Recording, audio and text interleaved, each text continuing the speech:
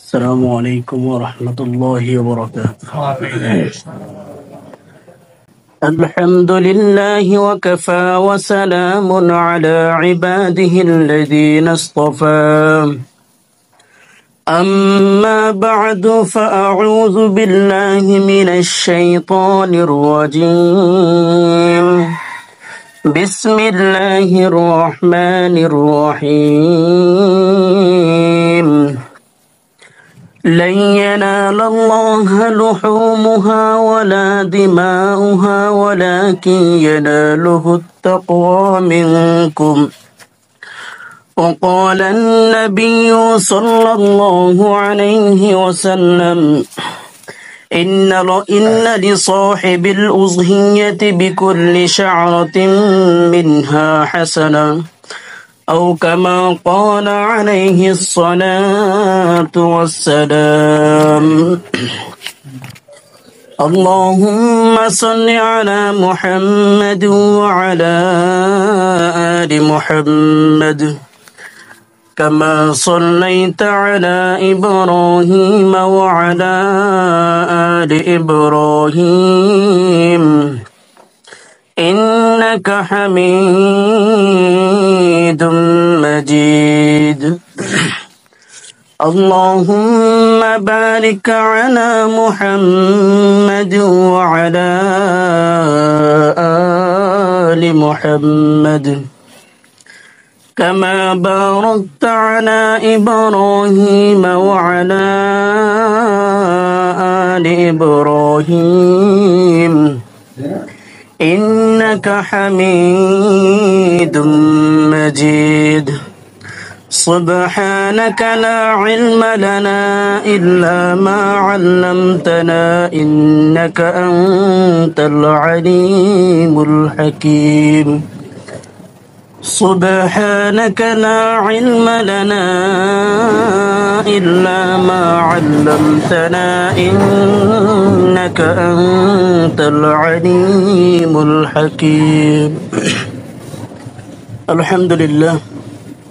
মহান রব্বুল আলামিনের দরবারে লাখো কোটি শুকরিয়া, যে মহান মালিক আমাদেরকে দয়া করে মায়া করে অত্যন্ত মহব্বত করে দুনিয়ার সমস্ত ব্যস্ততা থেকে ফারেক করে জামে মসজিদে জুমার নামাজকে আদায় করার জন্য আসার বসার তৌফিক দান করেছেন, সেজন্য সকলেই কালিমাত শুকর আদায় করি আলহামদুলিল্লাহ।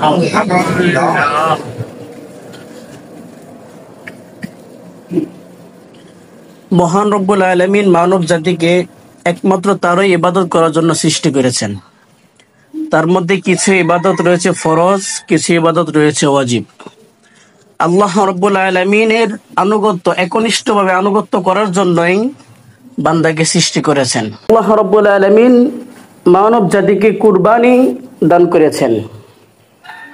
কুরবানি মানব জাতির জন্য ওয়াজিব করে দিয়েছেন। সুতরাং আল্লাহ রব্বুল আলামিনের সন্তুষ্টির জন্য আমাদেরকে কুরবানি করতে হবে। আসলে আসেন জেনে নিই কুরবানি মানে কি। কুরবানির শাব্দিক অর্থ হলো আনুগত্য করা, আর পরিভাষায় কুরবানি বলা হয় আল্লাহ তাআলার সন্তুষ্টি অর্জনের উদ্দেশ্যেই রক্ত প্রবাহিত করা। এটাকে আমাদের পরিভাষায় কুরবানি বলা হয়। এখন যদি কেউ আল্লাহ রাব্বুল আলামিনের সন্তুষ্টি ব্যতীত অন্য কাউকে খুশি করার জন্য কুরবানি করে, তাহলে কি তার কুরবানি হবে? কেউ যদি বাবাকে খুশি করার জন্য কুরবানি করে, কুরবানি হবে? কেউ যদি পীর সাহেবকে খুশি করার জন্য কুরবানি করে, কুরবানি হবে? কেউ যদি গায়রুল্লাহর নামে কুরবানি করে, কুরবানি হবে? কুরবানি হবে না। কুরবানি মানেই হল আল্লাহ রাব্বুল আলামিনের সন্তুষ্টি উদ্দেশ্যে, আল্লাহ রাব্বুল আলামিনের সন্তুষ্টির জন্য পশু জবাইয়ের মাধ্যমে রক্ত প্রবাহিত করা, এটাই হলো কুরবানি। প্রিয় মুসল্লিয়ানে কেরাম, কুরবানির ইতিহাস সেটা অনেক প্রাচীন। হযরতে আদম আলাইহিস সালাতু ওয়াস সালামের যুগ থেকেই কুরবানি চলে আসছে। হযরত আদম আলাইহিস সালামের যুগ থেকেই কুরবানি চলে আসছে। প্রতিটা নবীর প্রতিটা শরীয়তের মধ্যে আল্লাহ রাব্বুল আলামিন কুরবানি দিয়েছিলেন, দান করেছিলেন। এক একজনের কুরবানির ধরন ভিন্ন ছিল। আমাদের কুরবানি হলো পশু জবাইয়ের মাধ্যমে। হযরতে আদম আলাইহিস সালামের জবানায় কুরবানি ছিল কোনো একটি বস্তু রেখে দেওয়া, যার কোরবানি কবুল হতো তারটি আকাশ থেকে আগুন এসে জ্বালিয়ে দিত। এক এক শরীয়তে এক এক ধরনের ছিল। হযরত আদম আলাইহিস সালাতু ওয়াস সালামের যুগ থেকে আমাদের নিকট কোরবানি বিধান চলে আসছে। আমরা সকলেই জানি যে আদম আলাইহিস সালাম কে আল্লাহ রাব্বুল আলামিন পাঠানোর পর থেকেই আদম আলাইহিস সালামের দুইজন সন্তান ছিল, একজন হাবিল আর একজন কাবিল। এই দুইজনের মাধ্যমে কোরবানির সূচনা হয়েছে পৃথিবীতে।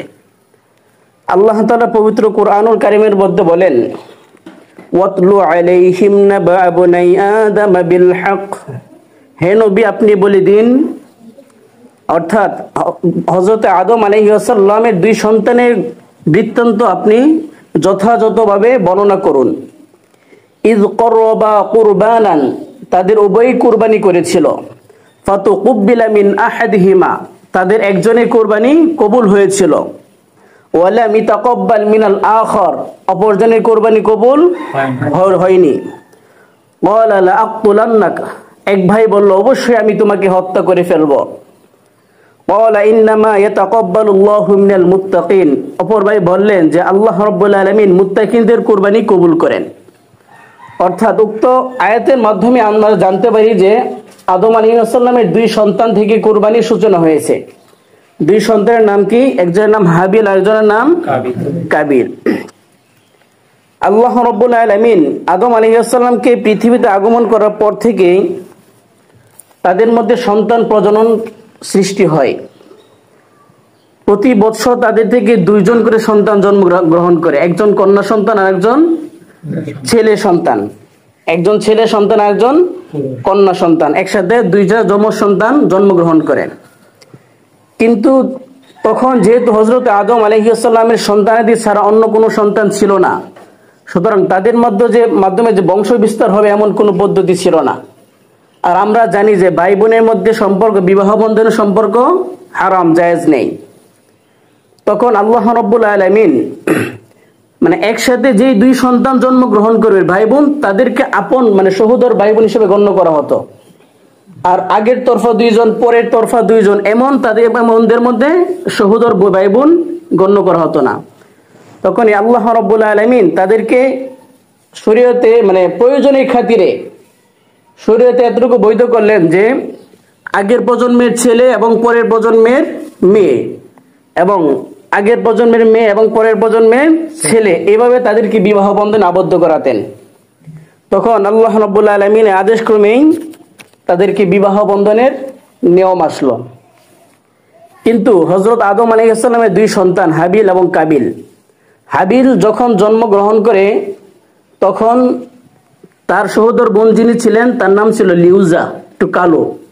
আর কাবিল যখন জন্মগ্রহণ করেন তখন তার সাথে যে সহোদর বোন ছিল সে ছিল পরমা সুন্দরী, তার নাম ছিল আকলিমা।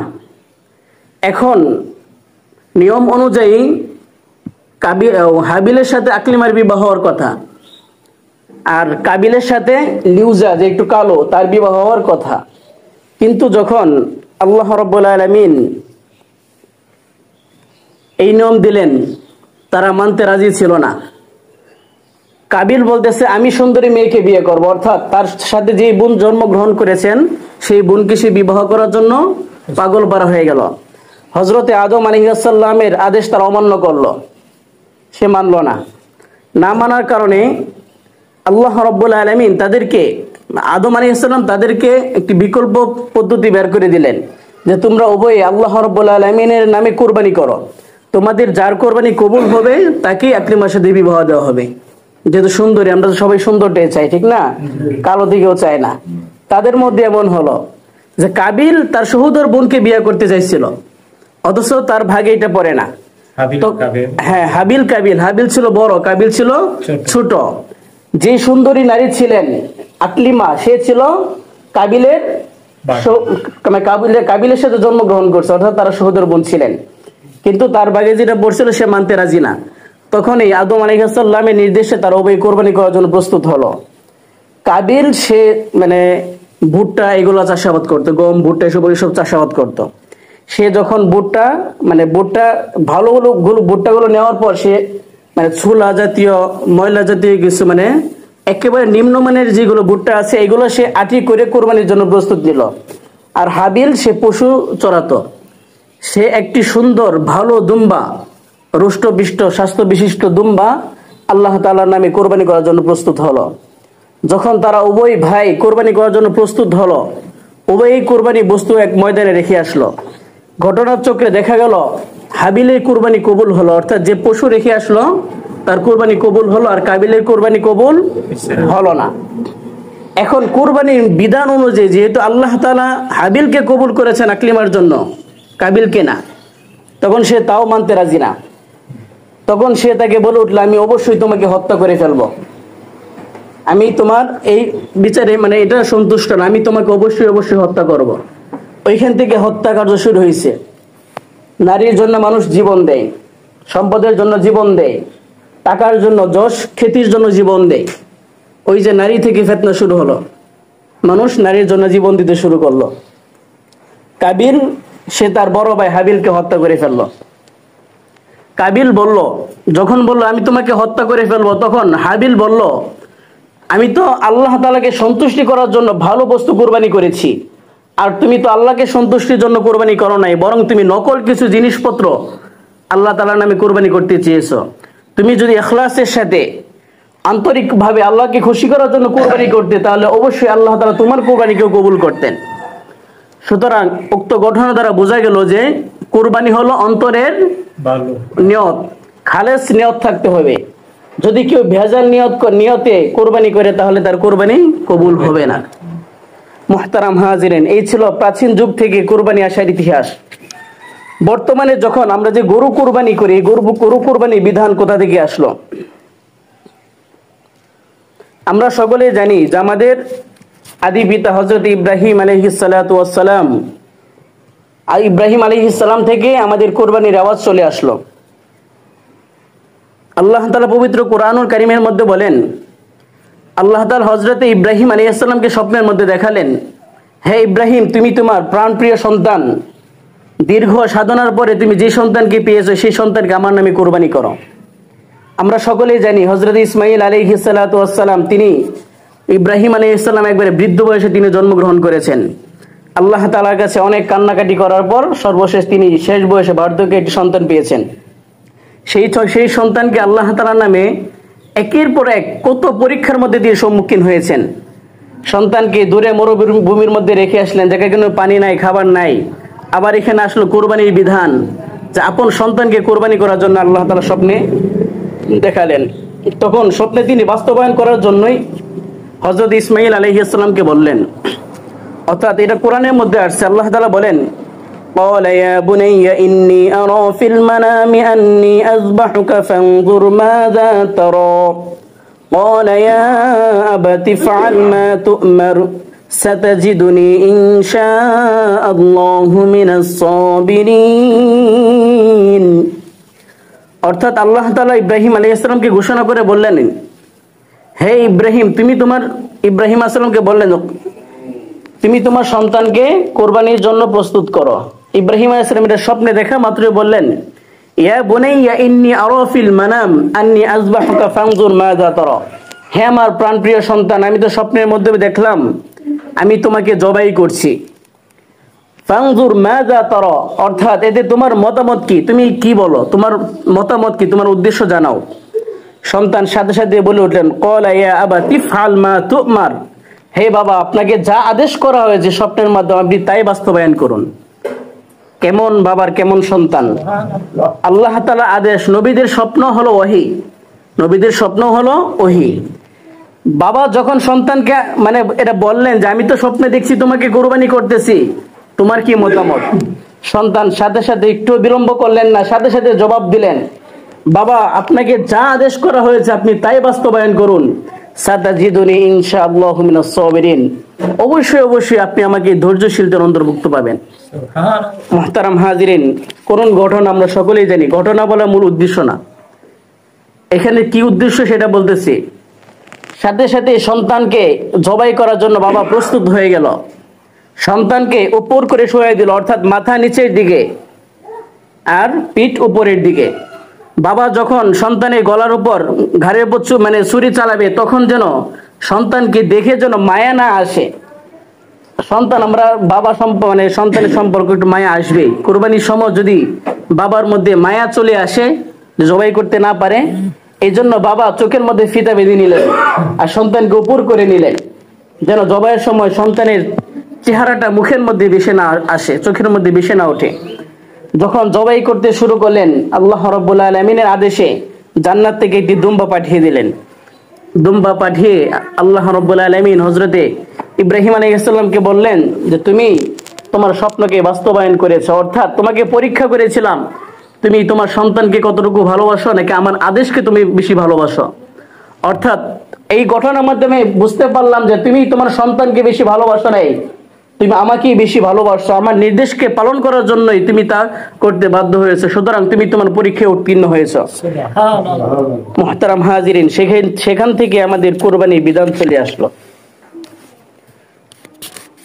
আল্লাহ তাআলা মুসলমানদের অন্তরের ভিতরে বাবা সন্তানের এত ত্যাগ, আত্মতিতিক্ষা একটা মুসলমানদের অন্তরে যেন জীবিত থাকে, এই জন্যই আল্লাহ রাব্বুল আলামিন মানব জাতির মধ্যে ঘোষণা করে দিলেন, ইন্না আ'তাইনাকাল কাউসার ফাসাল্লি লিরাব্বিকা ওয়ানহার, ফাসাল্লি লিরাব্বিকা ওয়ানহার, তোমরা কুরবানি করো, ফাসাল্লি লিরাব্বিকা ওয়ানহার, আপনার প্রভুর নামে আপনি কুরবানি করুন।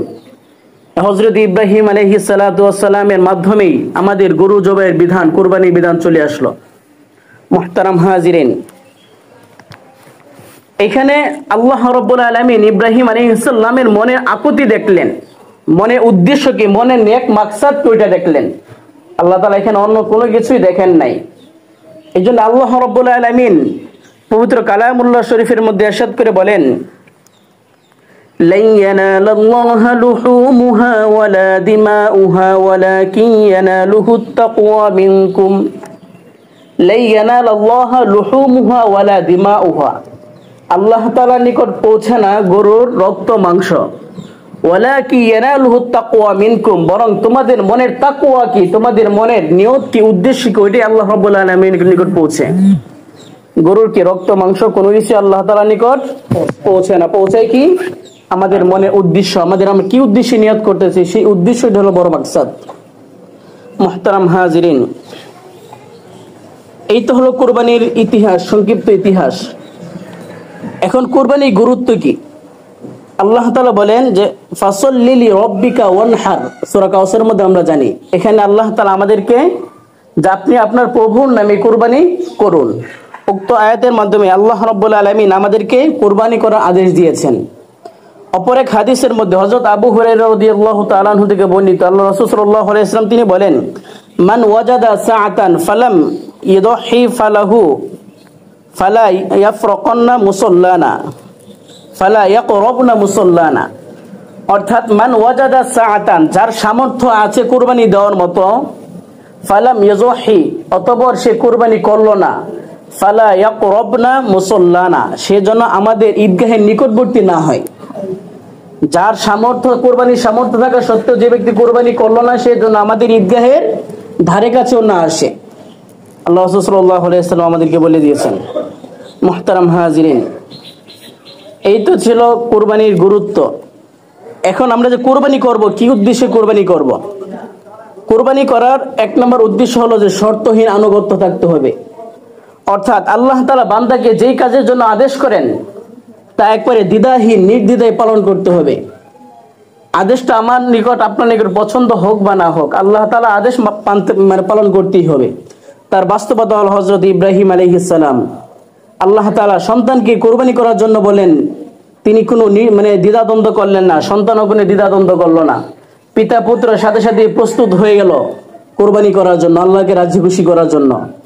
অর্থাৎ এখানে হযরত ইব্রাহিম আলাইহিস সালামের শর্তহীন আনুগত্য, অর্থাৎ আল্লাহ তাআলা আনুগত্য করবে এটার মধ্যে কোনো শর্ত জরিপ করে নাই, নিঃশর্তভাবে তিনি পালন করতে প্রস্তুত হয়ে গেছেন। এটা নিদর্শন স্বরূপ আল্লাহ রাব্বুল আলামিন হযরত ইব্রাহিম আলাইহিস সালামকে আমাদের জাতির পিতা বানিয়ে দিয়েছেন। আমাদের জাতির পিতাকে হযরত ইব্রাহিম আলাইহিস সালাম। কেউ যদি বলে বঙ্গবন্ধু, আমাদের কোরআনের ভাষায় আল্লাহ রাব্বুল আলামিন বলছেন আমাদের আদি পিতা হলো হযরত আদম আলাইহিস সালাম, আর আমাদের জাতির পিতা হলো ইব্রাহিম আলাইহিস সালাম। মুহতারাম হাজিরিন, আল্লাহ রাব্বুল আলামিন বলেন যে মিল্লাতা আবিকুম ইব্রাহিম আম হুয়া সাম্মাকুমুল মুসলিমিন, অর্থাৎ এটা তোমাদের মানে আদি পিতা ইব্রাহিম আলাইহিস সালামের সুন্নত। মিল্লাত অর্থাৎ এটা আদম হযরত ইব্রাহিম আলাইহিস সালামের মিল্লাত ধর্ম।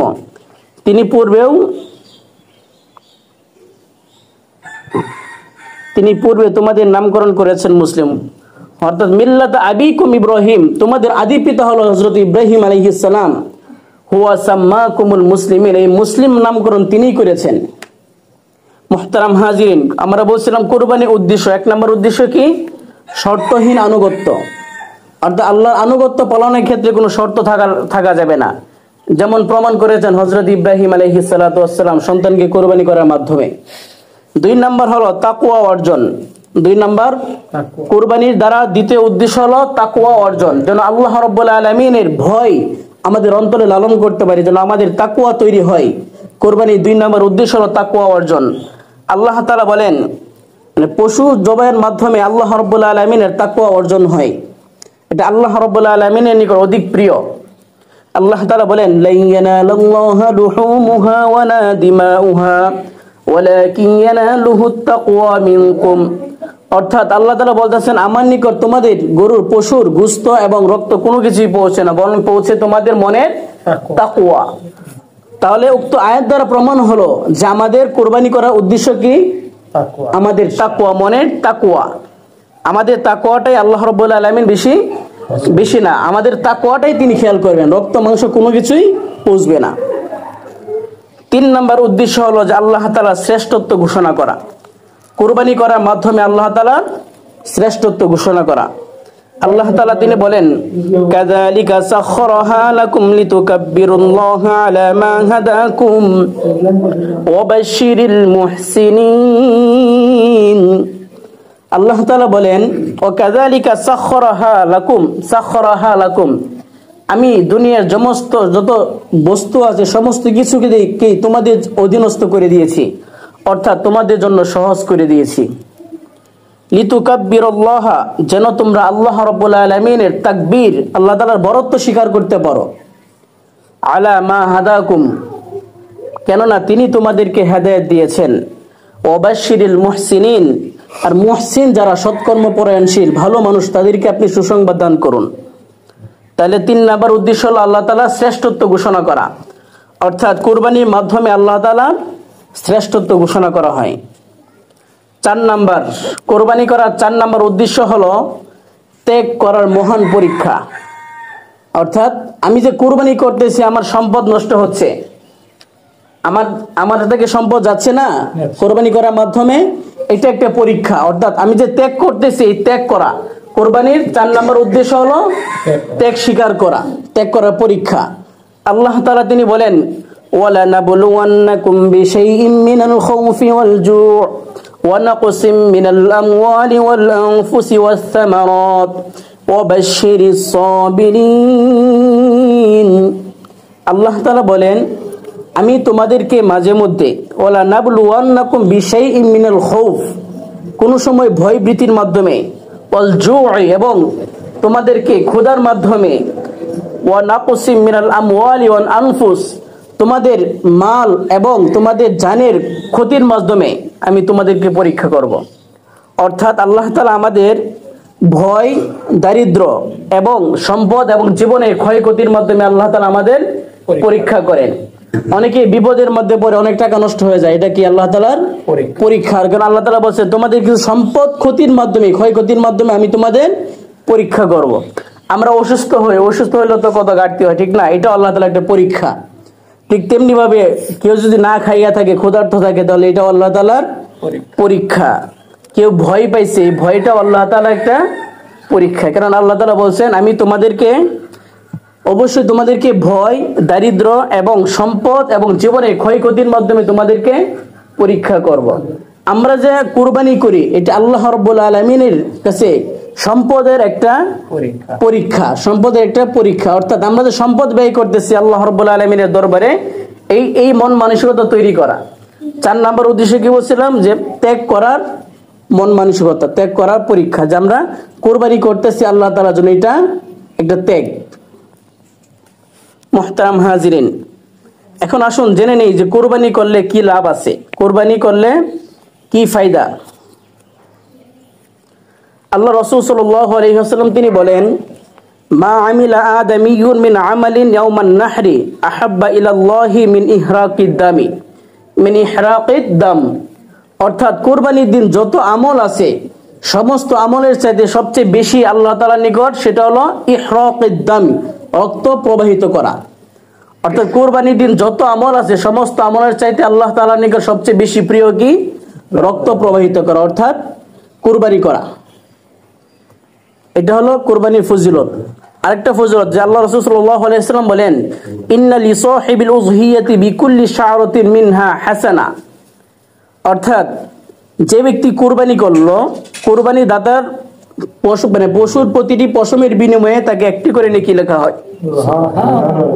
অর্থাৎ যে ব্যক্তি কোরবানি করলো, পশুর মধ্যে যতগুলো পশম রয়েছে, একটা পশুর মধ্যে যতগুলো পশম রয়েছে, প্রতিটি পশমের বিনিময়ে কোরবানি দাতা একটি করে নেকি লাভ করবে। এটা হলো কোরবানির ফজিলত। এখন আসুন জেনে নেই কিছু মাসালা সম্পর্কিত।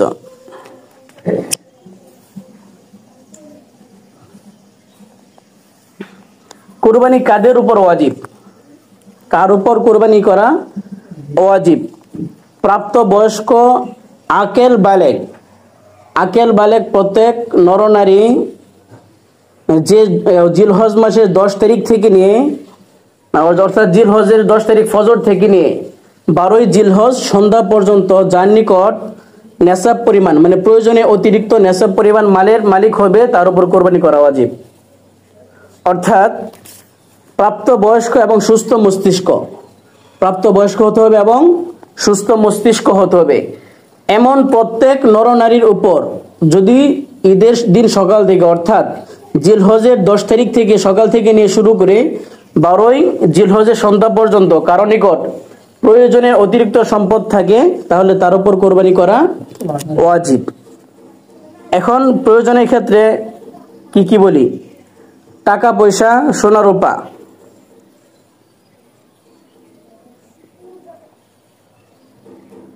আমরা নেসাব পরিমাণ বলতে কতটুকু বুঝাই?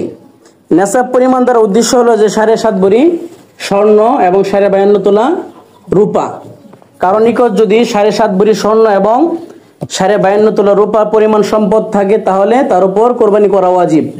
হজ যেমন 1 বছর সম্পদ অতিক্রান্ত হইতে হয়, বা যাকাতের 1 বছর অতিক্রান্ত হইতে হয়, কোরবানির বিষয়টা এমন না। যে ব্যক্তির নিকটেই 7.5 ভরি স্বর্ণ এবং 52.5 তোলা রূপার পরিমাণ অর্থ বা সম্পদ থাকবে, তার উপরেই কোরবানি ওয়াজিব। অর্থাৎ ঈদের 10 তারিখ থেকে নিয়ে 12 তারিখ পর্যন্ত এই সময়টুকুর মধ্যে যার নিকটে এতটুকু পরিমাণ অর্থ থাকবে, তার উপরে কোরবানি করা ওয়াজিব। এখন কেউ যদি কারো কাছে নিকট যদি শুধু টাকা পয়সা থাকে, অলংকার না থাকে, তাহলে সে এই টাকা পয়সা হিসাব করবে যে 7.5 ভরি স্বর্ণ, অর্থাৎ যদি কারো টাকা আছে শুধু, এখন সে হিসাব করবে যে 52.5 তোলা রূপার দাম কত বর্তমানে। 52.5 তোলা রূপার পরিমাণ যত টাকা হয়, এই পরিমাণ টাকা যদি তার মধ্যে থাকে, তাহলে তার উপর কোরবানি করা ওয়াজিব। অথবা কারোর নিকট টাকা নেই, শুধু স্বর্ণ অলংকার আছে, এখন অলংকারের পরিমাণ যদি এমন হয় যে 52.5 তোলা টাকার পরিমাণ, তাহলে তার উপর কোরবানি করা ওয়াজিব। আর যদি বিষয়টা এমন হয় যে অল্প টাকা আছে এবং অল্প অলংকার আছে, তখন অলংকার বিক্রি করলে যত টাকা হবে আর ওই আপনার নগদ অর্থ যে পরিমাণ আছে, এই দুইটা একসাথে করলে যদি 52.5 তোলা রূপার পরিমাণ হয়, তাহলে তার উপর কোরবানি করা ওয়াজিব। এখন কোরবানি সাধারণত টাকা পয়সা, সোনা অলংকার, বসবাস এবং খোরাকির যতটুকু জমি, এতটুকু বাদ দিয়ে অতিরিক্ত যা আছে তার উপর কোরবানি করা ওয়াজিব। এখন আমি যদি ব্যবসা করি, ব্যবসায়ী পণ্যের উপর কোরবানি করা ওয়াজিব। ব্যবসায়ী পণ্য কিন্তু আমার প্রয়োজনীয় না, এটা আমি বিক্রি করতেছি। সুতরাং আপনার দোকানে কতটুকু মাল আছে সম্পূর্ণ মাল হিসাব করবেন। হিসাব করার পরে যদি আপনার কাছে মনে হয় যে 52.5 তোলা টাকার পরিমাণ আমার দোকানে মাল আছে, তাহলে আপনার উপর কোরবানি করা ওয়াজিব। মুহতারাম হাজিরিন, কোরবানির মেয়াদ কি মানে প্রতি বছরেই এই যে কোরবানির মেয়াদ যেটা বললাম যে কোরবানির মেয়াদ হলো যে 10 তারিখ থেকে নিয়ে 12 তারিখ পর্যন্ত, এই 3 দিনের ভিতরে যদি কারো নিকট নগদ অর্থ থাকে তাহলে বা এই পরিমাণ সম্পদ থাকে তাহলে তার উপর কোরবানি করা ওয়াজিব। কোরবানির জন্য যে কি প্রাণী সাধারণত কোরবানি করা হয়, কি প্রাণী দ্বারা কোরবানি করতে হয়, আমরা জানি যে উট, গরু, মহিষ, ছাগল, ভেড়া, দুম্বা, এই পাঁচটা প্রাণী দ্বারা কোরবানি করা যায়। উট, গরু, মহিষ, ছাগল, ভেড়া, দুম্বা, এই 6টা। উট, গরু, মহিষ, ছাগল, ভেড়া, দুম্বা, এই 6টা প্রাণী দ্বারা কোরবানি করা জায়েজ। বন্য প্রাণী দ্বারা কোরবানি করা জায়েজ হবে না। পাহাড়ি অঞ্চলে বা জঙ্গলে বসবাস করে এমন প্রাণী দ্বারা কোরবানি করা জায়েজ হবে না। কোরবানির জন্য নর মাদি যে কোনো একটা যে কোরবানি করলেই হবে। এখন যদি গাবি হয় তাহলে গাবি দ্বারা কোরবানি হবে, আর যদি ষাঁড় হয় ষাঁড় দ্বারা কোরবানি হবে, সমস্যা নেই। আর কোরবানির পশুর বয়স কেমন হতে হবে? উট কমপক্ষে 5 বছর হইতে হবে। উট কোরবানি করলে কমপক্ষে 5 বছর। আর গরু মহিষ কমপক্ষে 2 বছর। গরু মহিষ কমপক্ষে 2 বছর। আর ছাগল 1 বছর। ছাগল সর্বনিম্ন 1 বছর হতে হবে। আর ভেড়া দুম্বা যদি এমন হয় যে মাত্র 6 মাস কিন্তু দেখতে মনে হইতেছে বছরের মতো হয়ে গেছে, তাহলে তাদের কোরবানি দিতে পারবে, সমস্যা নেই। ছাগলের ক্ষেত্রে হবে না, ছাগল 1 বছর পূর্ণ হতে হবে। আর যদি ভেড়া দুম্বা মনে হয় যে দেখতে যে 1 বছরের মতো হয়ে গেছে কিন্তু তার 6 মাস, শরীর স্বাস্থ্য ভালো, তাহলে তার দ্বারা কোরবানি করা জায়েজ আছে। কোরবানির পশু একটু মোটা তাজা ভালো হওয়া উত্তম। কোরবানির পশু একটু মোটা তাজা হওয়া উত্তম। খোরাক পশুর কোরবানি অর্থাৎ যে প্রাণীর 3 পা চলে, 1 পা অচল, পুরাই অচল, 1 পা চলেই না, অর্থাৎ সে হাঁটতেই পারে না, কষ্ট হয়, এমন প্রাণী দ্বারা কোরবানি করা জায়েজ হবে না। দাঁত নেই এমন পশু, অর্থাৎ যেই পশু খাবার খাইতে পারে না, দাঁত পড়ে গেছে, সে খাবার চিবায় খাইতে পারে না, এমন পশু দ্বারাও কোরবানি করা জায়েজ হবে না। আর যে পশুর শিং অর্ধেকের মানে ভেঙে গেছে, অর্ধেক শিং নাই, এমন পশু দ্বারাও কোরবানি করা জায়েজ হবে না। হ্যাঁ, যদি যে অর্ধেকটা আছে, অল্প ভাঙছে কিন্তু অর্ধেকটাই আছে, অথবা জন্ম থেকেই কিছু প্রাণী আছে শিং থাকে না, ছোট থাকে অথবা থাকে না একেবারে, এমন হলে সমস্যা নেই। লেজ কাটা অথবা কান কাটা প্রাণী, কোনো প্রাণীর যদি কানের অধিকাংশ অংশ কাটা থাকে বা লেজ অর্ধেকটাই কাটা, একবারে কাটা, তাহলে এমন পশু দ্বারা কোরবানি করাও জায়েজ হবে না।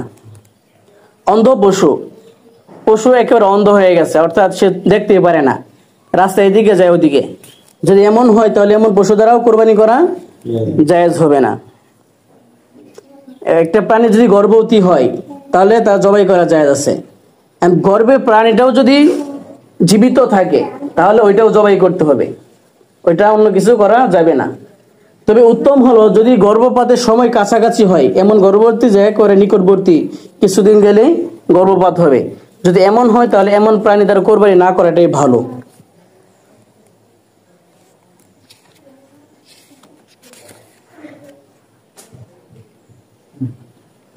একটা আছে পশুর বয়স সীমা।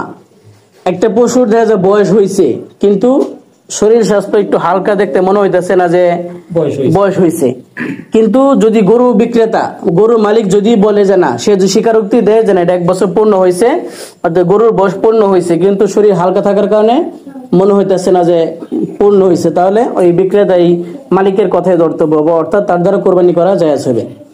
আর যদি আমরা মনে করি যে না সে হয়েছে গরুর মালিক না, মানে প্রকৃত মালিক না, কিন্তু সে হয়েছে মানে পাইকার তো দেখা যায় ধোকাবাজির লাগে কত কিছু বলে, কত সত্য মিথ্যা একসাথে মিলাই বলে। আর আমার যদি মনে হয় যে না সে মিথ্যা বলতে, সে তো পাইকারি বিক্রি লাগে, সে কত কিছু বলতে পারে, যদি এমন হয় তাহলে জায়েজ হবে না। আর যদি গরুর আসল মালিক যে, সে যদি বলে যে না গরুর বয়স পূর্ণ হয়েছে, তাহলে তার দ্বারাও গরু কোরবানি করা জায়েজ আছে। আর পশু যদি বন্ধা হয়, অর্থাৎ বাচ্চা হয় না, কোনো কিছু হয় না, বন্ধা পশু দ্বারাও কোরবানি করা জায়েজ আছে। আর যদি গরুর এমন দুর্বলতা হয় যে গরু হাইটে মাঠ পর্যন্ত যাইতে পারে না, অর্থাৎ যেখানে কোরবানি করব, জবাই করব, ওই পর্যন্ত সে যাইতে পারে না, এতটাই দুর্বল, তাহলে এমন দুর্বল প্রাণী দ্বারাও গরু কোরবানি করা জায়েজ হবে না। কোরবানি শরিকানা, কোরবানি শরিক আল্লাহ রাসূলের অনেকগুলো হাদিস আছে। অধিকাংশ হাদিস দ্বারা প্রমাণ হয় যে উট, গরু, মহিষ এগুলোর মধ্যে 7 জন শরিক হয়েছে। এগুলোর মধ্যে 7 জনের বেশি অতিরিক্ত শরিক হওয়া যাবে না।